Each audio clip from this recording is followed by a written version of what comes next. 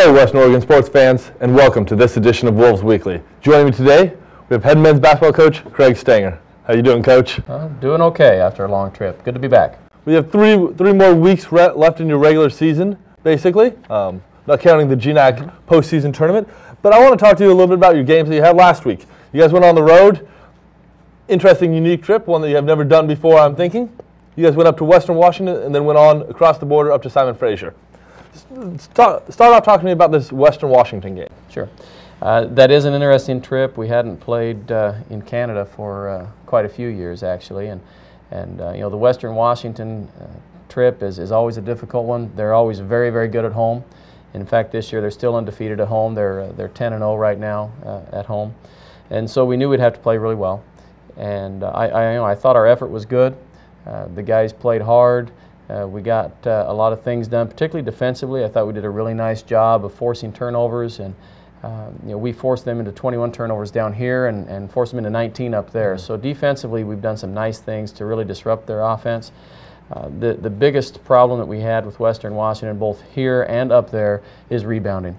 They do such a good job of rebounding, both offensively and defensively. They're physical, they're athletic, and we weren't able to crack into that area, and that was a big problem for us. And they didn't help you at all in trying to make your comeback. You guys made a little push. They hit 10 for 10 free throws right down there in the final 2 minutes. They go 26 of 30 for the line on the game. I mean, that's not giving your opponent much of an opportunity to try to take advantage of that run at the end. No, and all you can say is tip your hat to them that they did that. You know, we've been in situations where we've made 19 of 20, for example, in one half against Fairbanks earlier in the year, and kept them at bay.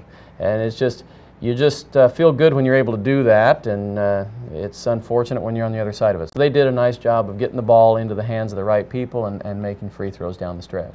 The other thing that kind of came out of me, I took notice of out of this game, the fact that you had Blair Whedon scores 29 points, Jordan Freelander scores 23 points in 24 minutes, but the fact that both these guys that came in the year kind of as competing at that point guard position were both on the floor that much time to be able to score combined for 52 points. Can you tell me a little bit maybe about what roles that now you may be playing these guys together on the floor a little bit and stuff? Well, we've had both Jordan and Blair on the court a lot together. Both of them handle the ball well, both of them see the floor well, and that really jump starts our offense. And so we look at that quite a bit, and that's made us more guard driven. It takes one forward out of the rotation just a little bit, but we do have considerable depth at guard, and those guys have been doing a good job. And then you guys go up to Simon Fraser and another kind of battle of the guards up there. They have two very good ones up there, Simon Fraser. But to me, the thing that stood out and helped you guys win that game was your defense down the end. Just like any basketball game, everybody gets their runs. You go back and forth. You might have a little lead, a little that way. But you guys were tied up with 3:44 to go in the game. I believe it's actually one of their gentlemen makes the basket, ties it up at 73 apiece. You guys hold them without a basket, without a point during that final 3:40. Talk to me a little bit about that one. You guys scored 7 points too, but to me it was the defense that really stood out there. Yeah, that's just what you do, right? Yeah. That's how we scripted it. No, the guys did a really good job. Not only did they go 0 for 6 during that stretch, but they also had 4 turnovers.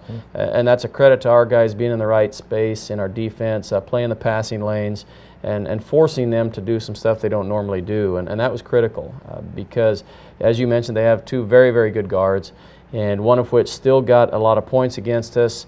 But even though he did that, I felt our guys did a really good job of defending and contesting and making him earn everything he got.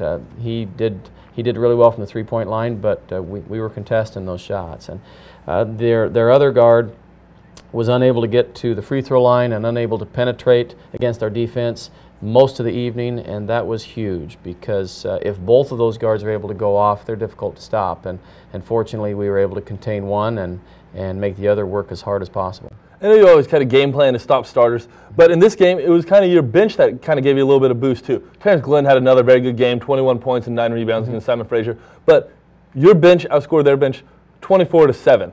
And in a game that's a 7-point game, that's got to be pretty important that you can get minutes, maybe rest some of your starters for that final push. It is, yeah. You know, you've got to have guys contributing when they're on the floor.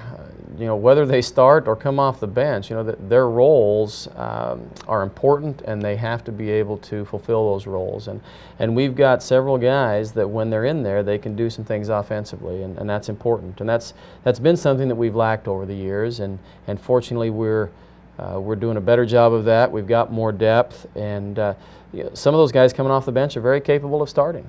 They definitely are, and they just are in a situation where they aren't. And that makes for good competitive practices, and that also makes for good competitive situation. I have confidence in using those guys if some of the starters are in foul trouble or just need that rest. Well, these last couple of weeks, we've been talking about the fact that the GNAC race is so tight in here, and you guys are still in 5th place right now, alone in 5th. But the thing is, basically, we've seen a little bit of separation kind of amongst those top teams. You've had Central Washington keeps winning, as well as Alaska Anchorage, and even Seattle Pacific's been on a nice little run, and Western Washington's won a couple. So they've kind of separated them a little bit. Western Washington's only a game and a half above you right now, but then you guys are in 5th place, and then the 6th place team's 2 games back. You know, it just kind of feels like a little bit of buffer zone between the top and the bottom, with you guys kind of being the one in the middle right there. Yeah, we're kind of that sandwich in the middle between the top and the bottom. Obviously, losing at Western Washington was big for us. We would have been alone in 4th place and had the tiebreaker advantage there. And now we just need to keep finding ways to win games. And there's a lot of basketball to be played. Western Washington has to go to Alaska. They've got to play Seattle Pacific and Central Washington. You know, we've got to play Central Washington and Anchorage. We get Anchorage here. So there's still a lot of basketball to be played. And yeah, as you said, there is some separation, but any given weekend can really bring it tight again or flip some positions. So we just need to take it a game at a time and do everything we can to put ourselves in a position to be successful and see how it turns out. When you only have one game coming up this week, you guys will host St. Martin's here at home, a team that's they have some good guards too, but relies a lot on their front court strength, and that's kind of where they base their game. Talk to me a little bit about the St. Martin Saints team. Well, they are an extremely physical team, do very well inside. You know, we've talked a lot about Blake Poole in the past. You know, a hard-working young man, does a great job. He's going to be a force to be reckoned with down low, both on the rebounds as well as the offensive production. You know, Jeremy Green is another one that is very, very good inside. And that's going to be a challenge for us, and particularly in the defense that we run, we're a little spread out. We need to have added focus and attention on how to contain those guys, and it'll be a challenge for us. And you guys will be able to host the Saints on this Saturday. It'll be February 12th at 7 o'clock. So, you know, the tickets are still out there. You only have 3 more opportunities here during the regular GNAC schedule to come back out and watch the Wolves play. So tickets are still available by calling the number on your screen or at the day of the game. So, Coach, I want to say, I know the time's dwindling down a little bit and don't get to have you that many more, but thanks for joining me on this edition of Wolves Weekly. Thank you.